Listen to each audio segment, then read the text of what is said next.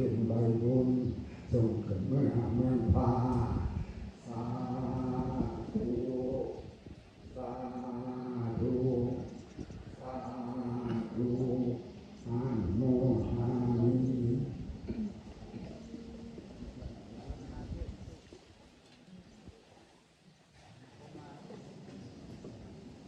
ดับต่อไปมีการแสดงธรรมเนาะอันนี้ตั้งใจมาถึงมาทำต่อเลยพรหมลาทุพรหมาจโรกาทิปฏิสามปฏิอังจริยันทิวารังนาจาภาจันติกาขจันตาภรสกาภาติกาเทติตุธรรมังอนุกัมปิมังปัสสัง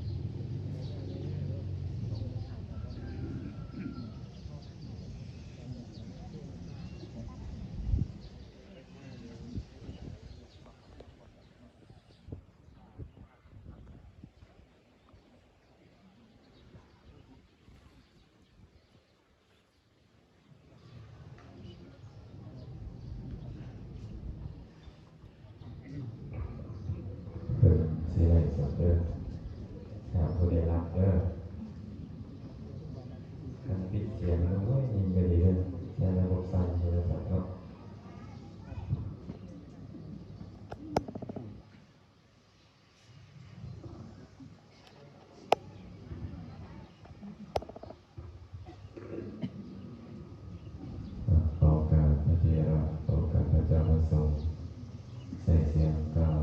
อนุโมทนาคาถากันเล็กน้อยนามัตถุรัตนัตยัสสะขอความนอบน้อมของข้าพเจ้าจะมีแด่พระรัตนตรัยอภิวันทนาน้อมพระจอมไตรอันล้ำค่าพระพุทธาภูโลกดังเป็นองค์แก้วน้อยปฐมอภิวาทกราบก้มพระธรรมทรงทองใสเลิศวิไลงามงดดำสุริแยงพื้นผู้เป็นพื้นหน้าบุญรุ่นพระสังฆองค์เอกวันธนานกใบขมาก้มกราบการ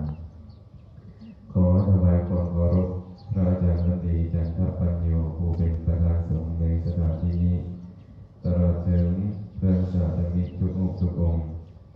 ขอความสุขความเจริญจงบังเกิดมีแก่ญาติโยมสาธุชนทุกคนทุกท่านที่ได้สละเวลามาร่วมกันบำเพ็ญกุศลในส่วนพระเศร้าของวันนี้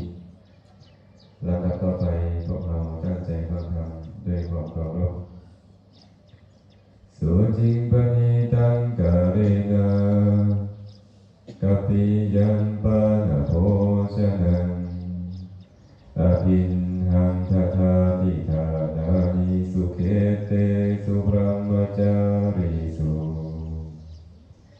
เนวะวิปติสาริยังจะสิตวะอามิสัมภะโมเอ ทินนานิธานานิวันนยันติวิปัสสิโนเอวังยสิตวามิทามิสัทโธมุตเตนะเจตสาอภยาปัจจังสุขังโลกังปันติโตอุปปัชชติ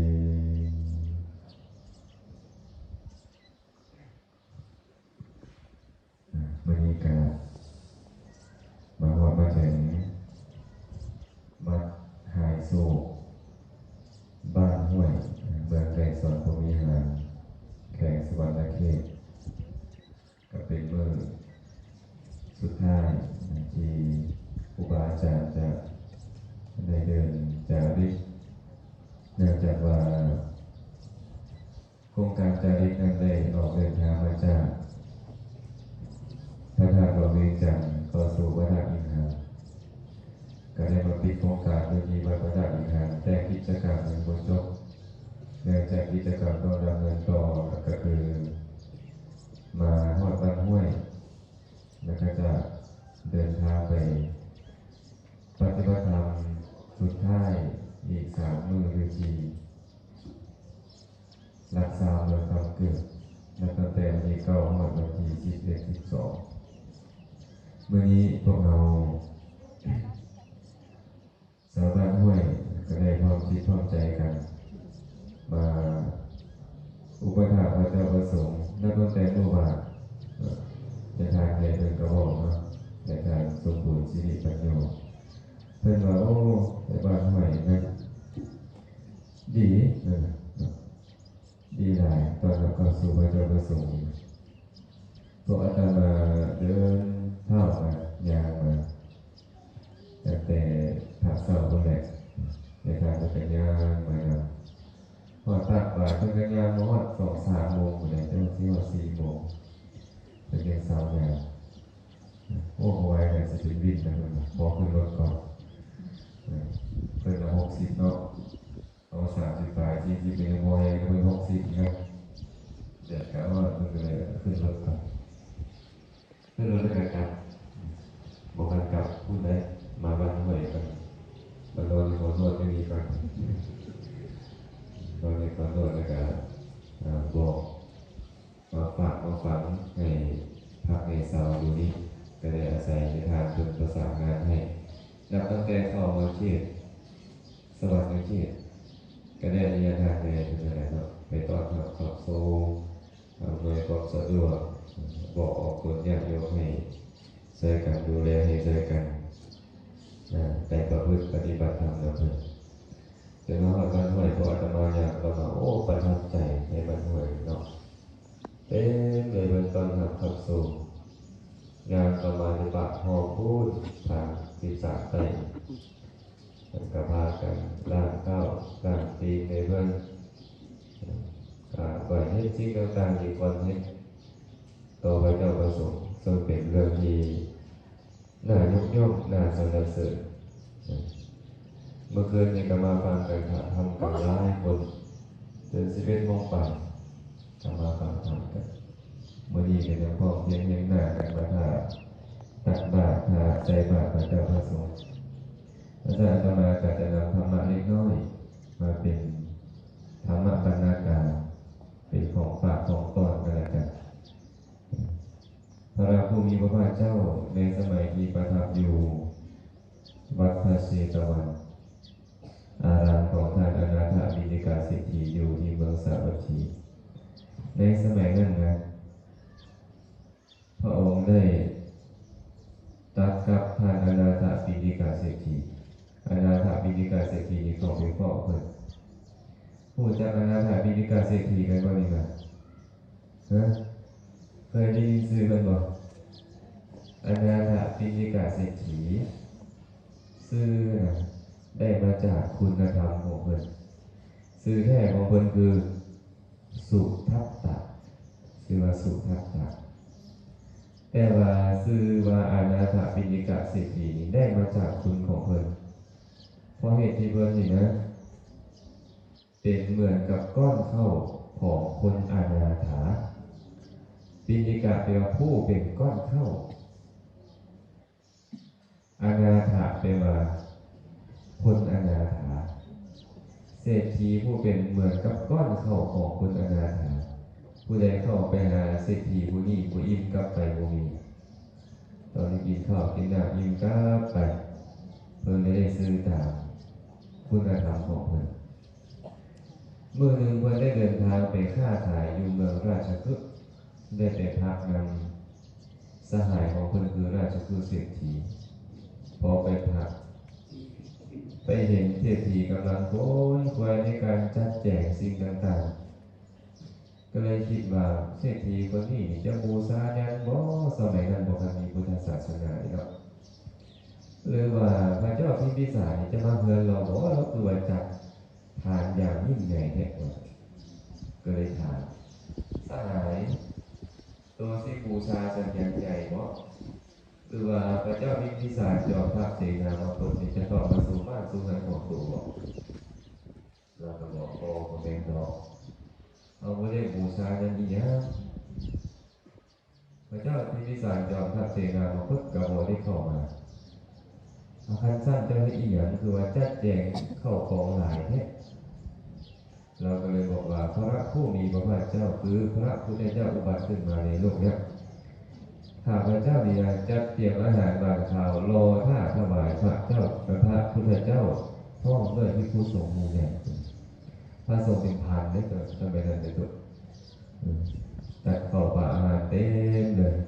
ของเราเนี่ยจัดองค์7-80 องค์เนาะก็ที่ว่าหลายเนาะเคยมีอยู่ว่าเดินมาหลายตัวเนี่ยบ่มีเลยบางคน60-70 ปีก็ยังบ่เคยเห็นหน่อยไปตัวเนาะบางคน80 ปีก็ยังบ่เคยเห็นมีตู้หนึ่งอาตมายางไปเมื่อกันไปวัดพระธาตุตุงพวังเพิ่นก็เฮ็ดคือบ่มีออกเฮ็ดนี่แหละเรียนแถวกันล่างดีให้ครูบาอาจารย์เอาน้ำหอมมาซีดเป็นตีเพิ่นโอ้เฮ็ดคักอยู่เด้จะไปห้อยคักครูบานี่เนาะให้ในตู้นั้นน่ะโอ้ยผู้ค้าหาก็เคยเห็นแต่เดี๋ยวนี้แหละตั้งแต่เกิดมาเนาะก็เลยถามว่าแม่ตู้อายุหลายปานใดแม่ยาบ่เป็นตอนนั้นบัดนี้สิแม่ยาเลยไอ้ตู้อายุหลายปานใดแล้ว81แล้วก็น้อยก็เห็นแต่เดี๋ยวนี้แหละตายตารับแหละบ่เคยเห็นจักเทื่อขั้นมาเป็นพันคือทานเศรษฐีคนนี้ที่เป็นอะไรพวกเราเรียกใหม่บ่นะแล้วแม้ว่าจะมีเรียกใหม่ดีกว่าพันองค์นี่นะก็ต้องคิดนักเกิดเลยเนาะบุญปางยังเบิดบ้านกันยังบ่พอเลยพระเจ้าประสงค์เต็มเลยเราก็เลยบอกว่าพระพุทธเจ้าอุบัติขึ้นมาในโลกแล้วค่อยกำลังจะเตรียมอาหารบางข่าวรอท่าถวายเพื่อนก็ด้วยพระที่ผู้ทรงมูแห่งพันโกได้ยินแค่คำว่าพุทธเจ้าเท่านั้นแหละเกิดความปลื้มปิติยินดีอย่างใหญ่ในการเศรษฐีขอเข้าไปขอพระพุทธเจ้าได้บอกว่าได้พระพุทธเจ้าอยู่ในป่าซ่าคนธรรมดาพบได้ยากกว่ากลับไปนอนอยู่กับคิดทอดพระพุทธเจ้าพุทโธพุทโธมานอนมาหลับหมดคืนจนใกล้สิแจ้งว่าบ่ไหวแล้วบ่ไหวแล้วคิดทอดพระพุทธเจ้าเนี่ยก็เคยเกิดได้ยินคำว่าพุทโธแม่แต่งเพลงแต่ได้ยินคำว่าพุทโธก็คือว่าธรรมดานี่นะแต่เพื่อนนี่คำว่าพุทโธนี่คนลุกสู่สารศรัทธามันเยี่ยมล้นเลยตัดสินใจออกไปกลางคืนอยากเทวดาเปิดประตูให้ธรรมดาประตูเมืองนี่เขาปิดนะพระราชาการห้ามเข้าห้ามออกใครมาในทางนอกเขาห้ามเข้าเลยเจ้าบ้านจะเป็นพระราชาเขาก็ให้เข้าประตูเมืองนี่แต่เมื่อนั้นเทวดาเปิดออกเนี่ยเราเนี้ยเข้าไปขอพระพุทธเจ้าพระเจ้าผู้ว่ามาเดินจงกรมทานย่างจงกรมมาใกล้ๆแล้วใส่สุริจะใส่สุทัตตะมานี่สุทัตตะมานี่เราแปลกแก่ข้าพระเจ้านี่นะผมเคยมีผู้ใดผู้จักซื้อของแท้ของข้าพระเจ้าเลยคนพูดแต่ว่าอนาถาปิณฑิกาเศรษฐีธรรมดาพวกนี้ต้องเป็นพระพุทธเจ้าแท้ๆแหละว่าสันแล้วเข้าไปกราบถวายบังคม ระองค์นอนรับเป็นสุขอยู่บ่ครับถามพระพุทธเจ้านะพระพุทธเจ้าก็บอกว่าผู้ดับกิเลสได้แล้วผู้บ่ติดอยู่ในกามแล้วนี่นะก็ยอมนอนเป็นสุขตลอดกาลทั้งปวงเลยแหละพอไม่ได้นอนหรอกเนาะนั่งก็เป็นสุขยืนก็เป็นสุขงานก็เป็นสุขคนบ่มีกิเลสแต่คนมีกิเลสอย่างพวกเรานี่นะนอนก็บ่หาสุขเบื่อกับฟันให้ไปเจออีกเป็นบ่เป็นบ่หาสุขพระพุทธเจ้าว่าซะนั่นแหละบรรลุเป็นพระโสดาบันเบิ่งนี้พวกเรานี่แหละอันนี้คือเก่าอีกเนาะศรัทธายังลงมาเลยเรามือเศร้ามาพระพุทธเจ้าพ่อในพระสงฆ์ก็เข้าไปในเรือนของพระราชสุเศรษฐีแล้วก็ไปฟังธรรมแล้วเรียบร้อยพระพุทธเจ้าสั่งแล้วอาราธนานิมนต์พระพุทธเจ้าข้าแต่พระองค์ผู้เจริญขอพระองค์จงเสด็จไปเมืองสาวัตถีเนาะกันพระพุทธเจ้าก็เลยบอกว่าอนาถาพระพุทธเจ้าทั้งหลายยินดีในเงินว่าคือยินดีในสถานที่เงียบสงัดบ่พบพลาดด้วยผู้คนเราก็เล่าขึ้นทันทีเลยว่าข้าแต่พระองค์ผู้เจริญเรื่องนั้นข้าน้อยหู้กันข้าน้อยหู้กันข้าน้อยจะไปจัดการสถานที่เงียบสงัดให้หลังจากอาราธนาในโยมเยี่ยมห้อยแล้วกลับไปตั้งแต่เมืองราชคฤห์ไปว่าเมืองสาวัตถี45 โยชน์เนี่ยโยชน์หนึ่ง16 กิโล45 โยชน์แต่ละโยชน์เนี่ยเราวางเงินไว้ให้100,000 กหาปณะให้เฮ็ดศาลาให้พระพุทธเจ้ากับพระสงฆ์พักโยชน์ละ100,000 กหาปณะ100,000 กหาปณะนี่นะเท่ากับประมาณคิดร่วมกันเด้อ1,000 กหาปณะสร้างกับ2 ล้านกว่าบาท10,000 กหาปณะเท่ากับ20 กว่าล้าน100,000 กหาปณะเท่ากับอะไร200 กว่าล้านบาทแต่ละบอลนะทุกๆโยชน์45 โยชน์เรามอบไปเลยให้เฮ็ดวิหารสำหรับต้อนรับพระพุทธเจ้าจะเสด็จมาเราเมื่อฮอดบ้านกลับไปหาซื้อที่ดินได้ที่ดินของเจ้าซื้อแต่ว่าซื้อที่ดินข้างนี้เนี่ยต้องเอาเงินไปก่อเต็มแผ่นดินนั้นจะไปได้บ่เราบ่ขายก็เลยเอาเงิน18 โกฏเดียวไปเรียนตามแผ่นดินประมาณเกือบกิโลนึงเลยพ่อดินนั่นน่ะพ่อแม่เอามาท่านเอารถ10 ล้อมาใส่เงินนี่จากไหนฮะจากซีวัดขนาดจากซีพอเอาเงินไปเรียนไปแต่เราเอาเงินไปเรียนเต็มเลยเหลือน้อยหนึ่งซ้ำเลยสวัสดีประตูโผล่ได้เลยนะอนาถาบิณกาเศรษฐีเหตุแบบนั้นเจ้าเศรษฐี